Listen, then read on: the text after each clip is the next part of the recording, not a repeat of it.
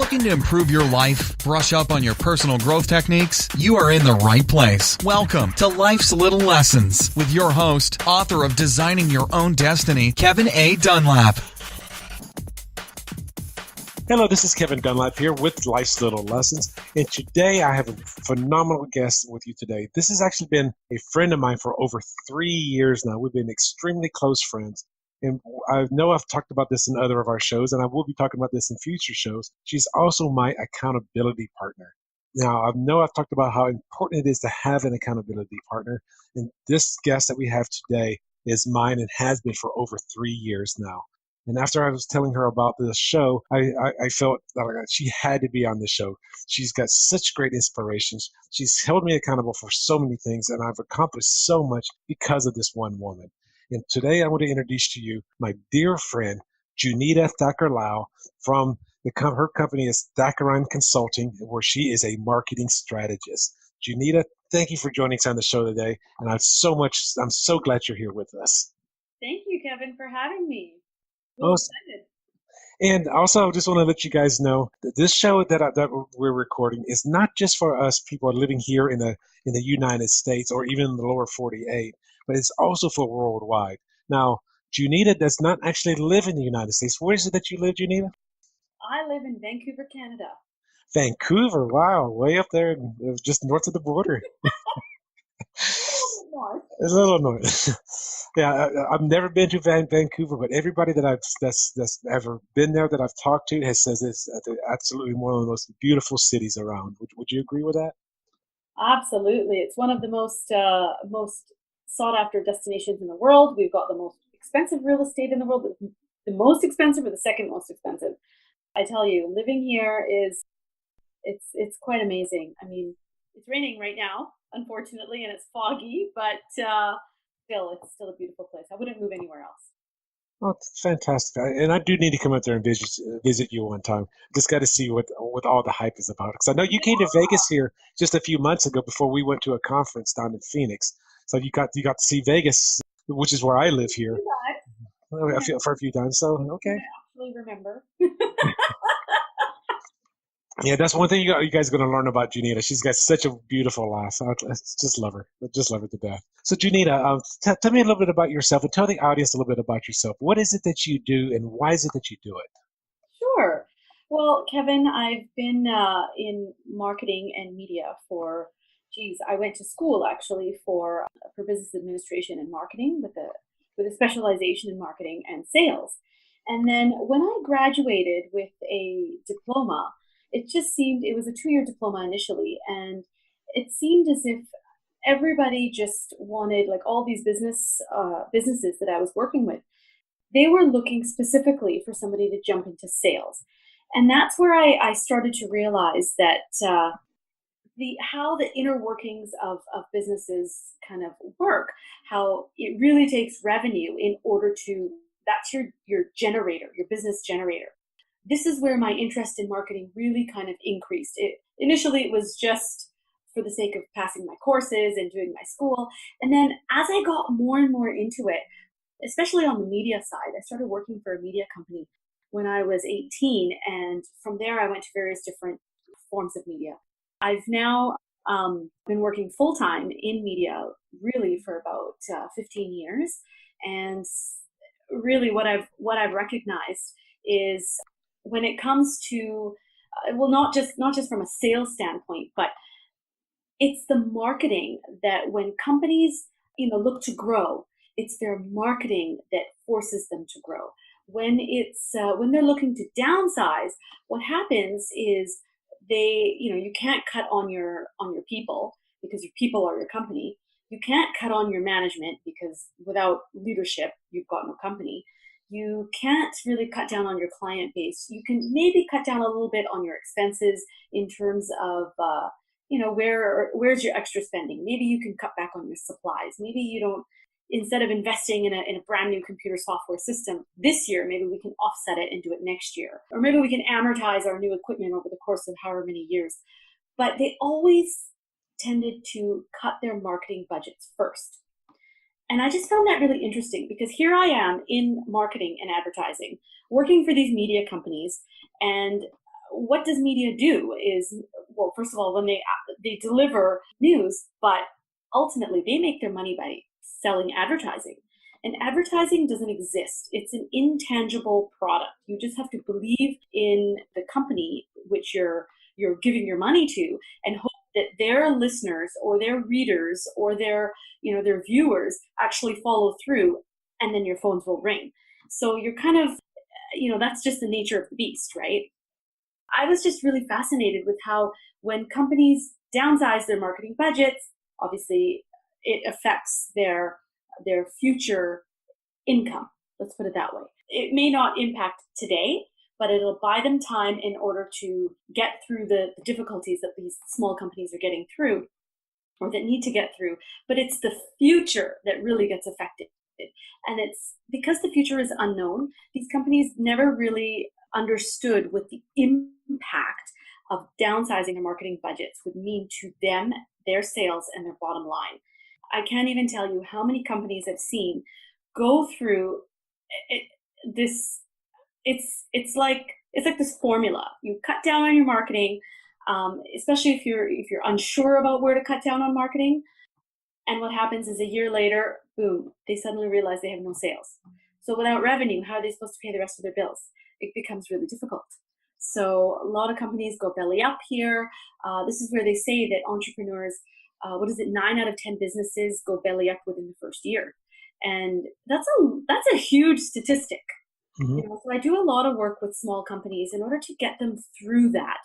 I mean, it's about redirecting your expenses. It's not necessarily cutting back, right? Okay. So I think it was just a lack of understanding in marketing. So I just became really passionate about it years ago. And then I just made a reputation for myself here locally in Vancouver. And then I just grew from there. Okay. Now, let's say we're talking to a starting entrepreneur and they're looking at marketing. Let's just say somebody's starting an online business, not a brick and mortar business. So they're starting an online business. What kind of marketing would you say is most important for that newbie entrepreneur just getting started? What kind of marketing would you suggest that they start looking into? Okay, so even though you're starting an online business, nowadays every business is online. And if True. you're not online, then you really need to think about what direction of growth you want to go. So the old school way of doing business is what you're saying, is brick and mortar. You have a storefront, people come in, they open the door, they come in, they touch, they feel the product. Nowadays, that's kind of going out the door with people shopping online. So now there's several different things here that companies should be looking at. I mean, the number one thing is, from a marketing standpoint, I would bring it back to, what is your product or service? Clearly define that, so that way you know what you're selling. Okay. Second thing is, who are you selling to? So Okay. your target market, it may seem, yeah, okay, sure, okay, here's this pen. I have this amazing pen, and everybody can use it. We've got, 7 billion people on this planet. Everybody could use this pen. But that doesn't mean that 7 billion people are going to buy this pen from me. Okay. So I have to really understand, who is it that would spend $5 on this pen, who would spend $10 on this pen, and who would spend 25 cents on this pen. You kind of have to understand who your user is first before you start marketing. And you'll actually save yourself a lot of pain by doing that. Okay, because you need to know who your ideal client is. I mean, if you have feminine hygiene products, your target market is most likely not going to be a male. There you go. Well, it might be a male. It could be, but it's still not your target audience. Yeah, exactly. That's a secondary audience, I guess. But Yeah. anyways, but yeah. So really understand who your buyer is. And then once you understand who your buyer is, then it's a little bit easier to craft your marketing message. So first of all, oh my God, I could go on for hours here, sitting here talking about marketing. Well, that's how so people are going to be able to contact you later on today if they want to hire you for their marketing campaigns. We'll be giving them your contact information in just a little bit. But I mean, just tidbit for people to take away right away is, I mean, you've got your basic online resources, right? You need a website. And even on a website, keep it simple. Don't clutter it. Just, who, what, when, where, why, and that's it. Keep it easy. Unless if you have an online store. So if you're actually marketing an online store, it's a whole other platform.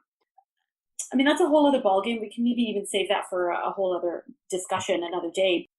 When it comes to having an online platform altogether, just keep it simple. This is absolutely something, if you haven't done it yet, invest in it. I don't like to say make a website yourself. I do suggest that you hire somebody that knows how to do it, because at the end of the day, it's your time. Mm-hmm. I'm going to talk about time again a little bit later on, I'm sure. Moving on, the second piece of the puzzle is social media. So nowadays, Facebook is everywhere. Facebook, Instagram, Twitter, Pinterest, even WhatsApp. WhatsApp is a great sales tool. Ensuring that you have presence. That's the number one thing. So even if that means that you have your initial, your networking page. So let's say Facebook. Facebook, you just set up your page. You make sure that you set up yourself properly and that you post every so often. That's not your personal page. That's your business page you're talking about. Business page. So it's a separate page altogether. So This is actually, you bring up a valid point, because a lot of people don't fully understand social media. Especially I find that the older market they don't understand the power behind online marketing, such as social media. So even with Facebook, if, I've got my own page, and then, which is my own wall, I post, things about concerts that I go to, and, my mom's birthday, and, whatever else have you, personal stuff. Which I had for dinner last night. People are, well, I don't post what I have for dinner, but maybe if it was Snapchat. But yeah, I mean, like, people follow me on Facebook, me personally, because they're my friends. We have some sort of a personal connection, or we've done business together sometime or other in the past, or we went to school together, or whatever have you. They're not necessarily interested in having my marketing message shoved down their throat. Okay? So now if I have a page which I open, which is just business related, that's stuff that I can post anything and everything professional and keep my personal life separate. This actually brings you a lot of credibility, much more than you think. It's a really professional way of going. So it's important that you separate those two. Sometimes you can have crossover. Let's say if you have an event, you're trying to sell tickets, but there's a way that you can post onto your personal page and link it to your business page. You say link it or share it? Well, you would share it, but it's like the link is from your personal, from your business page, right? Okay. So people have the choice. You're not in their face. They have a choice. If they want to learn more about it, they just click the link and off they go to your actual business wall. Now, I just want to be clear here that what Junita is talking about here is that there's a big difference when you're creating these business pages. There's a big difference between creating a business page and creating a group. You're talking specifically about a business page, because a group is about community. Business page is basically just about business. Those of you that are not familiar with this is going to be when you have the choices, at least at the time of the recording of this, when you go and create that page, it's the first one, upper left-hand corner, out of the 6 choices that they give you. That's right. Okay, just want to be clear on that. Yeah. But that being said, now speaking about groups, that's actually my third point, is creating following. Speaking of food that we post, our dinners or whatever, I mean, there's a certain followership that you gain for that, and that's mainly friendly and whatever have you. But if you're looking to, book a sale or have people click onto your website, you have to post interesting content. I can't tell you how many clients I have worked with in the past who didn't fully understand this concept. Oh, Facebook is easy. Everybody can do it. And it's true. Everybody can do it.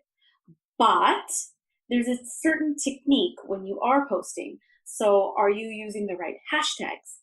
Are you using your hashtags to the maximum, the maximum available, the maximum quantity available? There's 30 hashtags you can, like, let's say, for example, Instagram. So Instagram is so easy, but I see so many people messing up on Instagram because it's just unknown. So you can use 30 hashtags, but instead of Instead of using, like, it's how you post it and which hashtags you use. It helps people to find you. When you're posting, let's say 2 to 3 messages a day, that's acceptable. Anything more than that is like, whoa, unfollow. But if you're on Facebook, because there's so many posts on Facebook, if you're posting about, let's say, 10 times a day, that's acceptable on your business page because the people that follow you are following your business. Now, that's not all business on the business page, is it?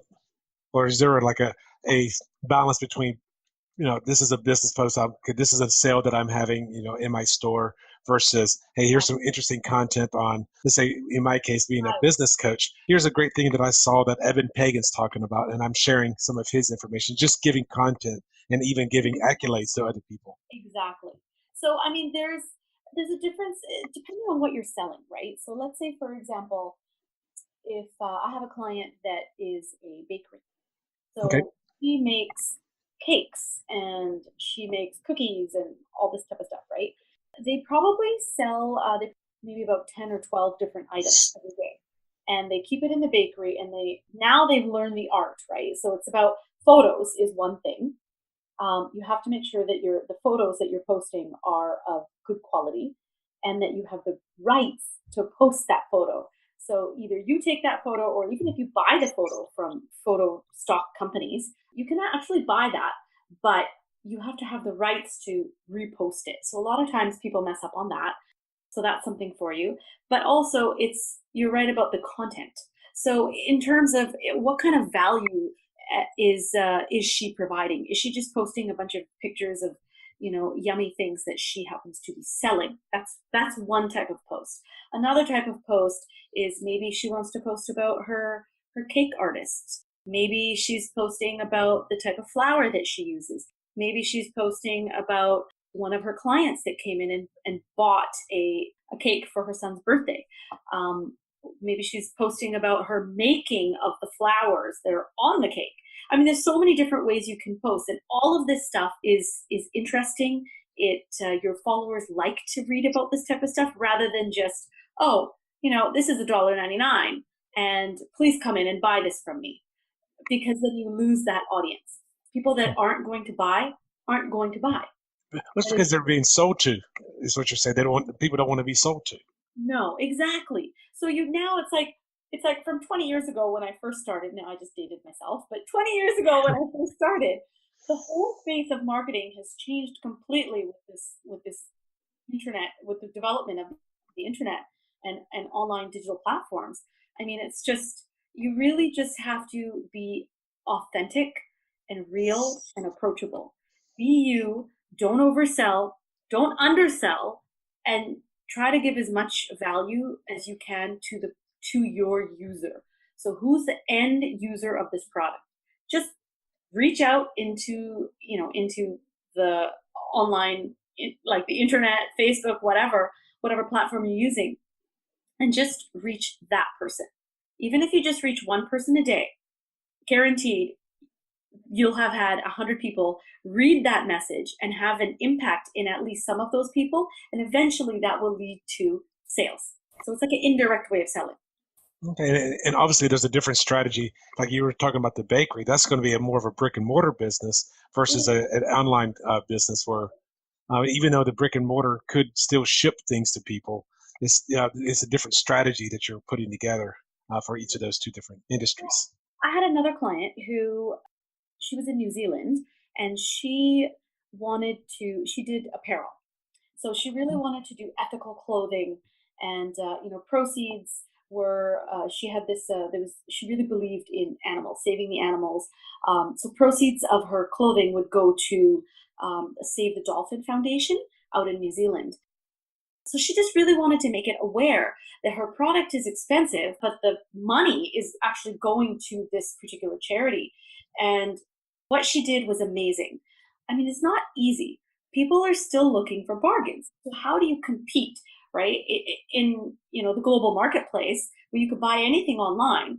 And even though she had this belief that, saving the dolphins was a great cause marketing is, again, a whole other show.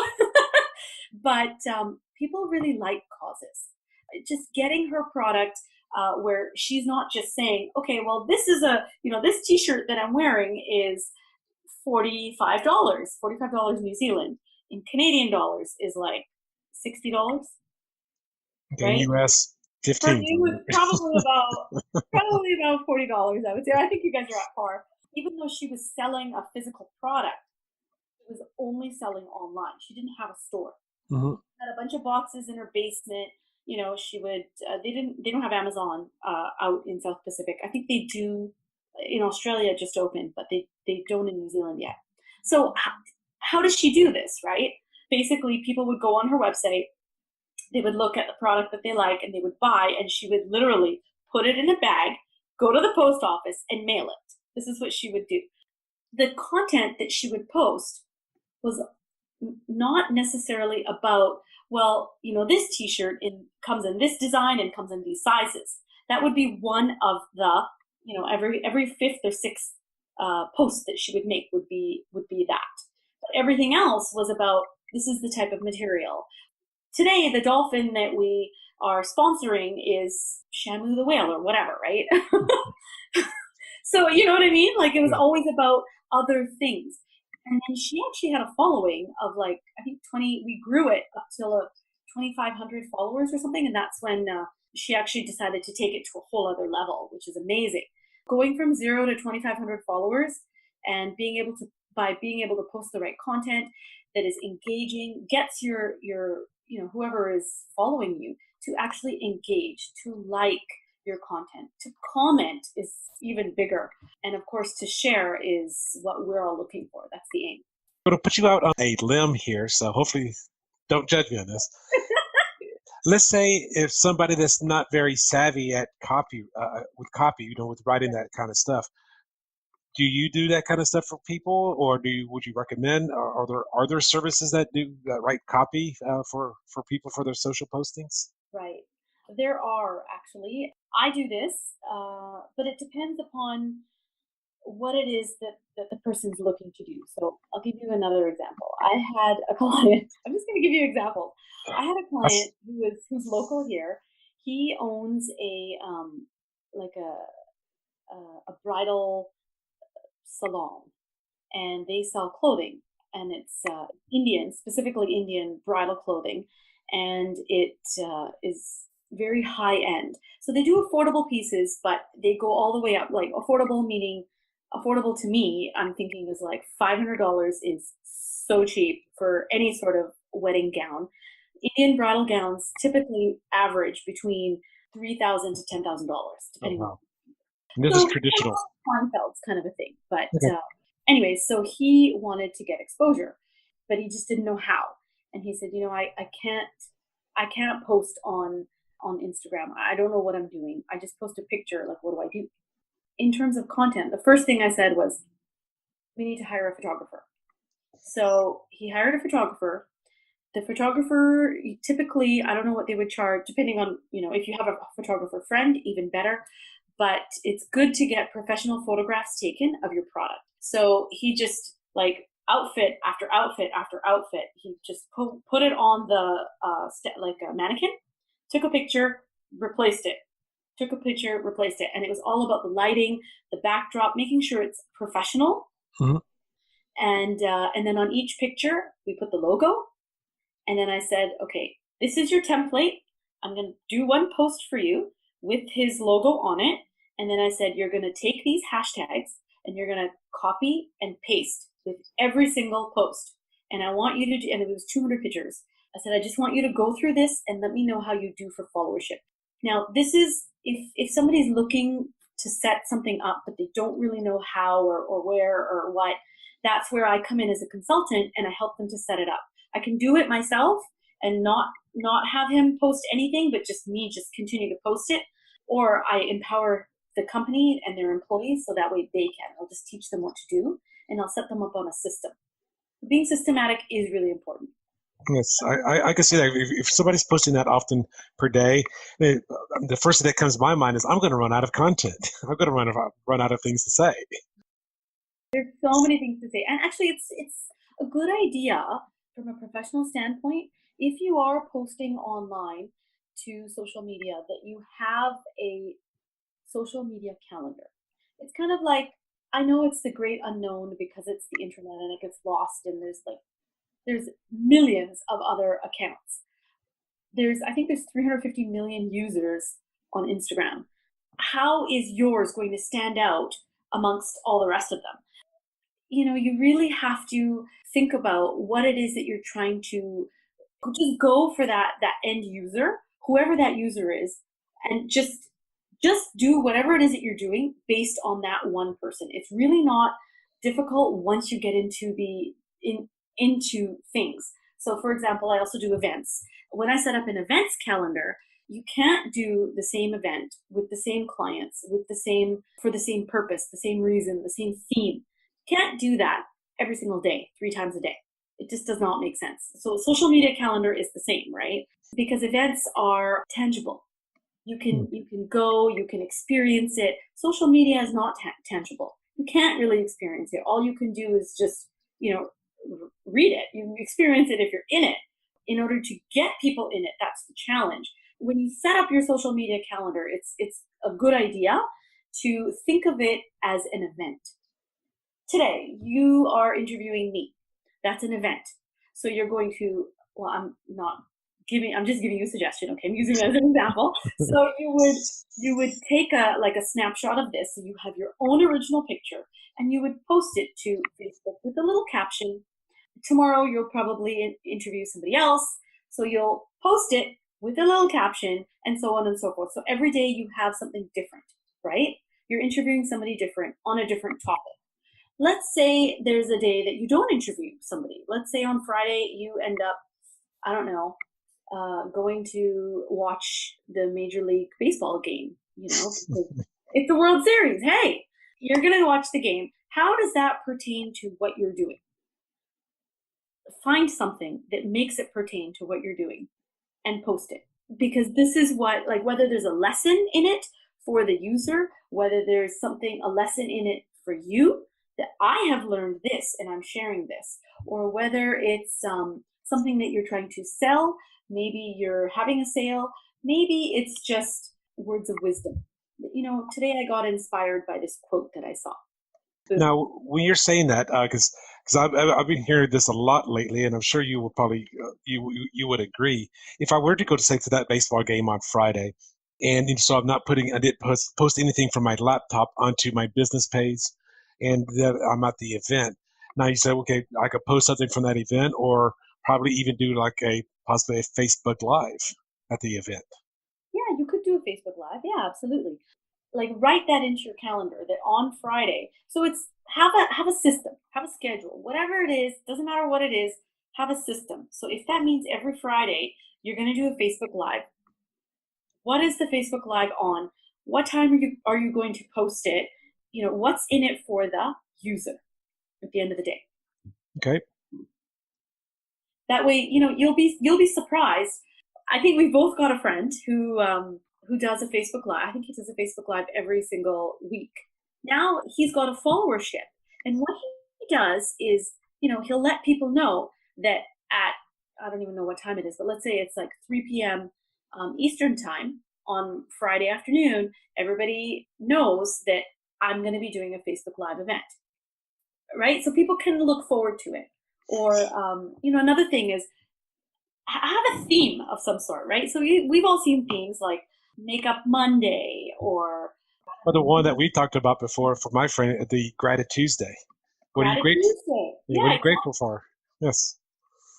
Exactly. So, if you have this sort of a theme, so every day is a different theme, then your posts get a lot easier because then you know what you're going to be writing about. Well, you can also preload it. I'm sure that those of you people out there that listen to this podcast probably know that this is not live. This was actually recorded and then it was posted at a later time. So when Junita and I are talking now, it could be a day, it could be a week before it actually goes live, and it could be 6 months before you actually heard it for the first time. Because in the podcasting world, once you put it out there, just like a YouTube video, you never know when somebody's going to see it, as versus that as well. And I just had a kind of a revelation when you talk about the whole thing about being consistent. Now, those of you out there that are listening to this show, how many of you ever watch episodic television? You ever watch a TV show? Yeah. Because that TV show comes on every Sunday at 7 p.m. That's a perfect example. And you know what? People don't miss it. And if they do miss it, then they just PVR it. Right. It's like this podcast. If you missed an episode of Life's Little Lessons, you just go back and say, oh, I missed episode 3. We're on episode 6 now. I just go back and re-listen to episode 3 and just do that. So, yeah, that's perfect. I'm glad you mentioned that. So thank you, Junita. Yeah. So I'm going to go a little bit more on the business side, on the entrepreneur side. Because I want to go into what kind of tidbits or information would you give to a starting entrepreneur, either starting a business or even from the marketing perspective? What would you tell that person? Oh my gosh. Because you've been an entrepreneur on different things, and so some of the stuff that we haven't shared yet, and I'm going to go and share this right now, is one of the things I'm so proud of her about, because she's what's called an MC. She puts together, which is the person that announces at the events. You've been speaking in front of thousands of people, even over 10,000 people that you've done before. So you've also been on a TV show, on an interview TV show. What was that show called in Vancouver? Daily national talk show out here in Canada, and it was called Let's Talk. Let's Talk. And what was the name of the show? It was called Let's Talk. Oh, then who was a host? The host was Harpreet Singh. Harpreet Singh? Yeah, so he's been doing it for years, and I actually stopped doing it last year, and he's asked me to come back, so I actually think I'm going to go back. You can actually go to YouTube and type in Junita Thakorlal, and you can see all kinds of shows that she's been on. I mean, one of the shows I was impressed on was you were actually interviewing an Olympic athlete on the show. That's right. Yeah. So I mean, it's cool that I was able to get into or have these types of opportunities, but a lot of times you create your own opportunities. So that's actually a message that I think all entrepreneurs, they're like wired with this in their brain already, that they see opportunities even where opportunities don't exist. So when you think that you get down on yourself or your luck or things aren't working out, just be patient with yourself. That's my message to you. Be patient with yourself. Continue to believe. We're all guilty of getting discouraged, and it's okay to be upset. It's okay to be angry. It's okay to be sad, but just don't give up. Don't lose hope. Continue to believe in yourself, and eventually, over the course of time, you will see light at the end of the tunnel. And I'm glad you said that, because one of the things that Junita and I have talked about over the last few years is myself, I know I'm guilty of this. I know Junita is guilty of this. Essentially, any other entrepreneur that I've ever talked to is also guilty of this, and is not what are the words? It is not appreciating the accomplishments that you've already done. Yes. That's something that we didn't used to do. Like, we would talk about all these amazing things that we wanted to do, but we never really stopped to celebrate our wins. So yes. I actually learned that from a client of mine that, hey, you know what? Let's talk about our wins this past week. And I was like, yeah, wait a minute. I did a lot of things. And it's when you and I started talking about it, that's when you really start to realize how far you've come. Like, when you look behind your shoulder and you think, you know what? I actually did do a whole lot. Right, because I wrote 2 books. One is the Designing Your Own Destiny, and the other one is Least Options Made Easy. And people come to me, it's like, oh, you're a twice published author. Well, Junita here, I don't think you've published a book yet, but you look at me, it's like, oh my gosh, that's a great thing. And I look at it as like, okay. But then I turn to Junita, it's like, oh my gosh, you've been on TV, you've done this, you're now editing a magazine. Oh my goodness, you're doing so many things. And the reason I'm saying this is, whatever the things that you guys are doing out there, look at what you're doing. There are so many people, even if you're not happy with the job that you're doing, there's so many people that want to most likely wish they had all the great things that you have going on. So appreciate those accomplishments, celebrate those accomplishments, and then also look at those things that you've done and how can you use those in yourself as you're building your new business, regardless if it's a new business or actually escalating or scaling one that you currently already own. Just look at those accomplishments and take heed to those. And I would say even share it with other people. And I'm not talking about in a bragging way. I'm just talking about this is what I've done, just so that people would be looking up to you, saying, "Oh my gosh, you've done so many great things." Mm. Actually, you know what? It's important to further to what you were saying is when you actually share what you're trying to do, it's so scary because you're putting it in the public domain that, hey, this is what I'm going to do. But Kevin, I must say, I'm really proud of you for doing that. Is once you decide and once I hope that people learn off of this because this of you is something that I'm even learning about is when you put a stake in the ground and you say, hey, you know what? Especially in a very public way, that I'm going to do this. And if you don't follow through, you feel like automatically there's this push to help you to follow through because you made it public. You told somebody, you told actually the whole world that you're going to season 2. And you know what? Here you are doing it. So I'm really proud of you for doing that. A lot of people don't have that kind of guts. Like I may be on TV, I may go out and do speeches and speak in front of thousands of people, but I don't have that kind of courage like how you have. I'm very like we went to a seminar and I was like, oh my God, we have to record a video like right now.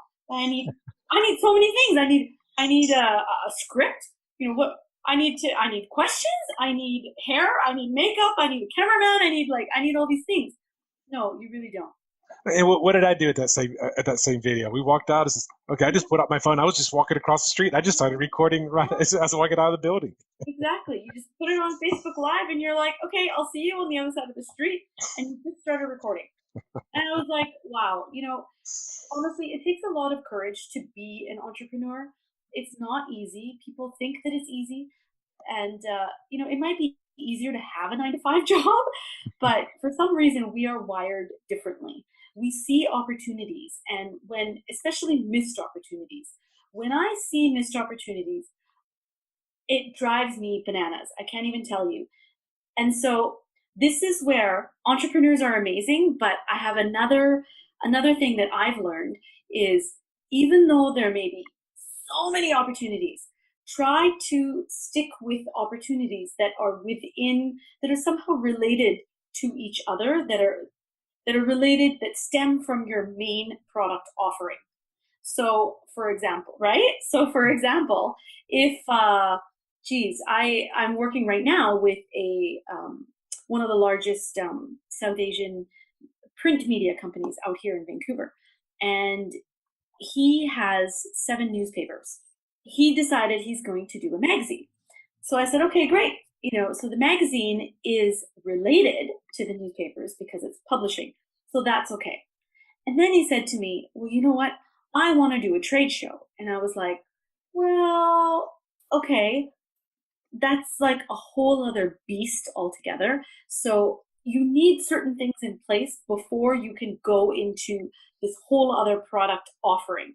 So make sure that whatever it is that your product offering is, just offer it stem it out to an extent where you build a strong foundation, or else you're really going to set yourself thin. You're going to spread yourself very, very thin.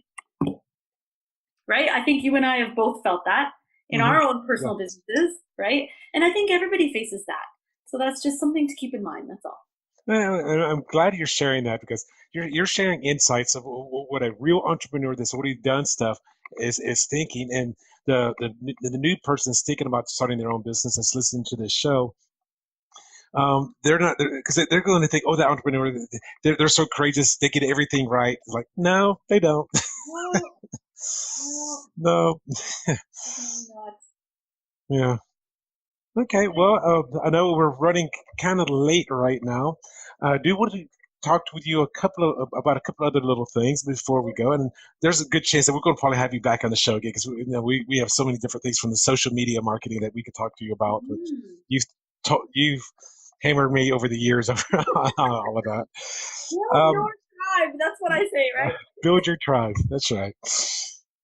I want to ask you about any challenges that you've had in the past, either with your current business with Thakorine Consulting or any of your other stuff. Any challenges that you've had that could have been seen as a setback, or even as a game changer, or even a game ender that you've experienced, that you've overcame, and And could you share with the audience a little bit about something Sure. like that? Geez, challenges every day. I mean, getting out of bed is a challenge sometimes, right? I mean, some people face ailments, some people have issues. I mean, like I have my main reasoning for getting into being an entrepreneur. First of all, the 9 to 5 was just not for me, but the challenge for me to start my own business, I think finance was probably one of the key things. It was huge. I don't have $1 million in my pocket. I lost my shirt a couple of times in business, and due to partnership or just bad decisions or whatever have you. And so that was that. And what do? You just have to pick up the pieces and move on. Your ego takes a bit of a hit, and you don't really think the ego plays a role, but it does. We all just, one thing that I have learned is really to just be humble and rely on me. I wasn't giving myself enough credit. I was always relying on other people. I was looking to other people. Oh, they're so successful. Oh, look, now they're doing this, or they're doing this product, or they're advertising in this way, or, it's not about them.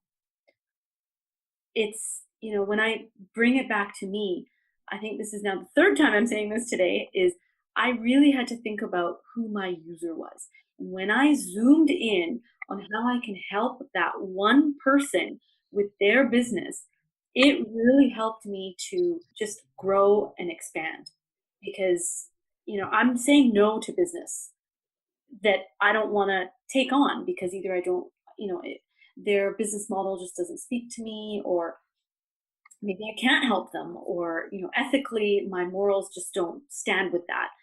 Whatever is, I'm blessed now that I'm able to have overcome the financial challenges. So now I'm able to say, no, I don't need this business. Another challenge I would say is time. As a woman in business, there are so many things and pressures that are put upon us. First of all, I do have to take care of family. I have to do, to be the good Indian girl, where I do the cooking and the cleaning and all that stuff. I also have to look after my parents. I also have to run a business. I also have to do all the banking and all the legalities, pay my mortgage. Like, I have social engagements. I volunteer a lot in my community. I'm always volunteering. And if there's a cause, there's all sorts of groups that come to me. And if their cause appeals to me, I can't say no. I always say yes. So I'm overcommitting myself. And for a long time, I really felt behind by way of time. There was just never enough time in the day. So I would double book my friends. Can you believe it? So I would actually double book, and then I'd be late everywhere. Oh my gosh, I would be late. And so I lost credibility. Like, oh, Junita, you're always late. Oh, Junita, you canceled 2 times already. Are you going to cancel again today? I don't blame them for saying stuff like that, because I wasn't aware. I was just trying to please everybody. I really had to stop and take care of me. Think about what are all those things that make me tick, not just as a person, but as a woman, as a daughter, and as a businesswoman, woman of color, as a leader in my community, as a mentor. What do all these things mean? And each of those things have a place. So I actually, this is through our time together, is I would time block. Oh, you talking about for our accountability calls? Yeah, I would time block. And you learn all these things. People tell you, or you read about it, or you go to a seminar and you learn about it. But until you do it, it sounds super cheeseball. But honestly, I blocked my time in 2 hour time slots. And after 2 hours, take my glasses off. I look around. Okay, let me stretch, or let me get a cup of coffee, or let me call my mom, or let me deal with whatever else needs to be dealt with from a personal standpoint. Okay. Well, very glad you said about the time blocking. Because for those of you out there that are already working a 9 to 5 job, and you're going to look at starting a business, yeah, you definitely need to schedule that time in there. You need to physically put it on your calendar. And even if you have to turn off your phone, put it on silent, whatever, where you're focusing that 2 hours or that 3 hours on a Friday, Saturday, whatever it is that is just for that business. I mean, it could be writing copy for your posts for a blog. It could be getting the stuff ready for your web designer, or it could be, whatever it is that you're doing with your business that you need something done. Time blocking is critical, and you have to stick to that time block. And a schedule. Yes. Give yourself a schedule. And give yourself time off. Exactly. And celebrate your wins. Celebrate your wins. I'm so glad you said that, because that is probably one of the fewest things that people do. Yeah. And I read a saying one time on one of these motivational calendars, those page per day calendars, and it says something to the effect of, if 20 great things happen to you today and one negative thing happened to you, what do you talk about when you go home? Most people talk about the one negative. Why not talk about the 20 positive? Exactly. Start looking at things from that perspective. Exactly. Well, Junita, I know that you're a marketing strategist for Thakorine Consulting, and I'm so glad you're here today. If people wanted to get a hold of you to find out more information about marketing, or even using some of your services, how can they find you online? Sure. So you can find me through my website, which is www.thakorine.com. How do you spell that? How do I spell that? Yes. Thakorine.com. And what it means in my language, it means kind of equivalent to the queen. So my logo has a little princess crown on it, which I know is, again, cheesy, but it's true. I am the boss. That's right. Okay. And that's in Punjabi. Is that correct? Is that the proper... Almost. It's in Hindi, actually. But all of the Indian languages, so Punjabi, Hindi, Gujarati, Urdu, they all have that they all would know what that means. Okay. I was just curious. Actually, I didn't know. I did not know. Yeah, there you go. Now you know. Okay. So you could reach Junita at her website at www.thakorine.com. That's T as in Tom, HAKORINE. It will be in the description section below as well. And for those of you that are actually watching the video, she's wearing her crown right now as well. Those of you that listen to a podcast, it is actually a purple crown. So beautiful purple crown. Right. Wear your crown, ladies. Wear your crown high and proud. Even the guys out there, you can wear your crowns as well. So, Junita, I do appreciate you for being on our show today, and you're a blast. I love your energy. Your laugh is so absolutely amazing. So, thank you for being on our show today. Thanks for having me, Kevin. Best of luck. Thank you very much. And everybody else out there, if you need any kind of business coaching services, please don't hesitate to also give me a call. You can reach me out at my website at www.kevinadunlap.com. And one of my favorite sayings out there, it was stated by Zig Ziglar. I'm going to be ending all of my podcasts with this saying. And what he said was, if you can dream it, you can achieve it. Thank you very much, Junita. It was a pleasure having you. Thank you. Thanks so much for listening to this episode of Life's Little Lessons with your host, author of Designing Your Own Destiny, Kevin A. Dunlap. For more great content and to stay up to date, visit plentifulperspectives.com, facebook.com/KevinADunlap.author, and on Twitter at Kevin A. Dunlap. We'll catch you on the next episode of Life's Little Lessons.